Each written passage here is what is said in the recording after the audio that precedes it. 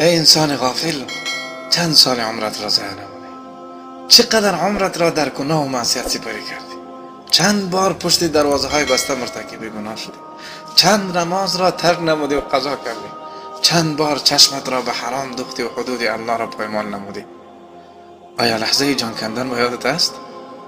هنگامی که زبانت گنگ می شود، دست و پات به حرکت و چشمانت باز می ماند، خیش و اقارب و چاردوبر و چیغ و فریاد می زند، آیا آن لحظه سختی قبض روح را فراموش کردی؟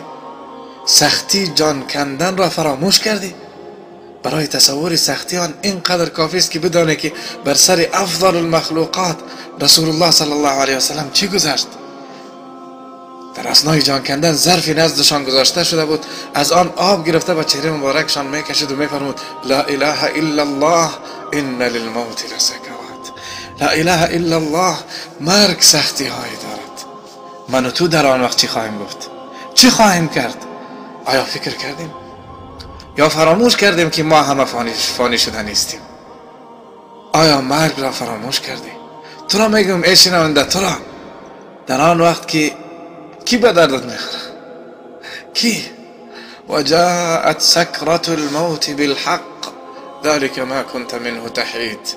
الله میفرماید براستی سکرات و سختی های مرگ فرا رسید، این همان چیزی است که از آن روی گردان بودی. برادران خواهران، دوستانی که تا دیروز با ما بودن حالا کجا شدن؟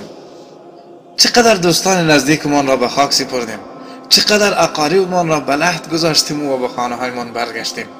آیا مرگ لحاظ ضعیفی کدام مریضی را کرد؟ آیا مرگ پدری را به خاطر اطفال کوچکش رها میکند؟ پس لحاظ من و تو را هم نخواهد کرد. یا الله، چی وقت عقل و هوشمان به جا میآید؟ این قبرها به زبان حال به غفلت ما میگیرید و میگوید که بخواهی نخواهی اینجا و در کنار ساکنان این قبرها قرار خواهی گرفت.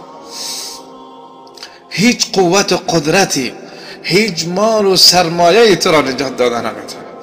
از عقل کار بگی، آمادگی آن روز را داشته باش. در آن قبر خانه تنهایی چی چیزی تو را همراهی میکند جز اعمال صالح؟ چند شب در آنجا خواهیم بود؟ یک شب؟ نه، سالها، بلکه شاید هزارها سال. یا الله، وای بر ما چی گناه خواهیم کرد. دوستان، هر یک از رفتگان آرزوی بازگشت را میکند تا توبه کند، اعمال صالحه انجام دهد، ولی دیگر فرصت ندارد. تو که فرصت داری ازت نده، توبه کن، اعمال صالحه انجام ده. به الله قسم در آن روز پشیمان میشیم ولی سودی ندارد. با پشیمان شدگان الله جل شانه میگوید اولم نعمرکم ما یتذکر فیه من تذکر و جاءکم النذیر فذوقوا فما للظالمین من نصیر. آیا آنقدر شما را عمر ندادیم که پند گیرندگان در آن پند گیرند و هشدار دهنده نیز برایتان آمد، پس طعم عذاب را بچشید که برای ستمکاران هیچ یاوری نیست.